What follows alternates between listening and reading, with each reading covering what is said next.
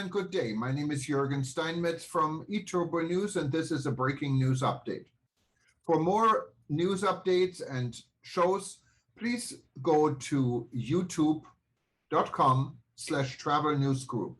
youtube.com/travel news group. Here's our update.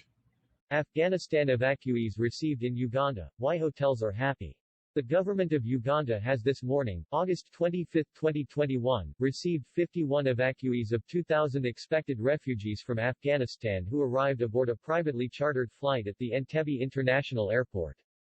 Hotels in Entebbe are anticipating a windfall from bookings since occupancy levels dipped following the COVID-19 pandemic in 2020. Evacuees underwent the necessary security screening as well as the mandatory COVID-19 testing and the required quarantine procedures. Ugandan evacuees scheduled to travel on the flight were unable to make it due to challenges accessing the airport in Kabul.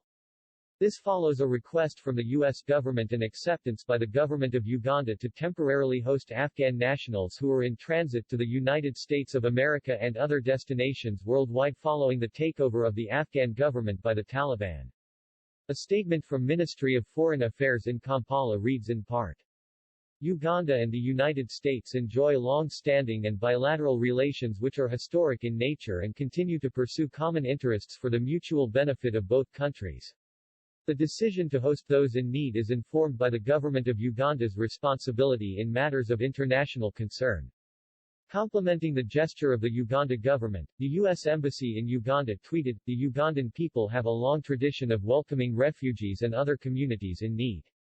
As the largest bilateral supporter of refugees in Uganda and their Ugandan host communities, the United States expresses its appreciation to the Ugandan people. The government of Uganda has once again demonstrated a willingness to play its part in matters of international concern. We commend its efforts and those of the local and international organizations in Uganda." The evacuees, who include men, women, and children, underwent the necessary security screening as well as the mandatory COVID-19 testing and the required quarantine procedures.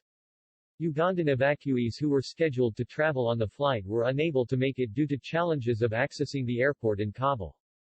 Prior to their arrival, Uganda Minister of Foreign Affairs General Gigi Adongo, when asked who is going to pay for their upkeep in a televised interview with Larry Madawoon, CNN, had this to say, "We know the suffering of refugees, and as a nation in a community of nations, we have a responsibility to the international community, and our indications and discussions so far show that America will take responsibility."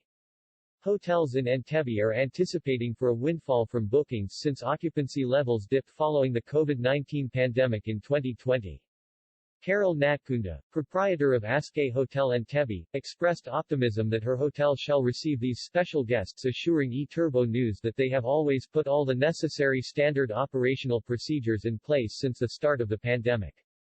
Uganda has transformed from being a source to being host to the largest refugees in Africa of up to 1.5 million, mainly from most of them from South Sudan, the Democratic Republic of the Congo, DRC, Burundi, and Somalia.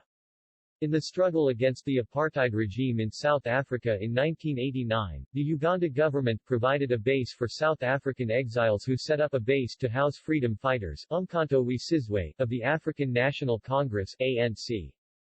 14 of the combatants remain interred at the present-day Oliver Reginald Tambo ANC Leadership School, Kawaweta. As far back as World War II, when the German Blitzkrieg occupied most of Europe, 7,000 Polish, mostly women and children refugees were forced to seek refuge in Nyabyeya in the Masindi district and Koja Mpunj in Mukono district in the then British Protectorate of Uganda.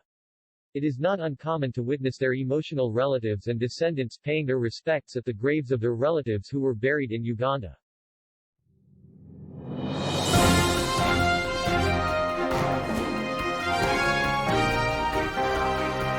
Thank you for listening to our news update. There's more on youtube.com/travel news group, or you can read us, of course, in going to our news portal at eTurboNews.com or travelnews.online.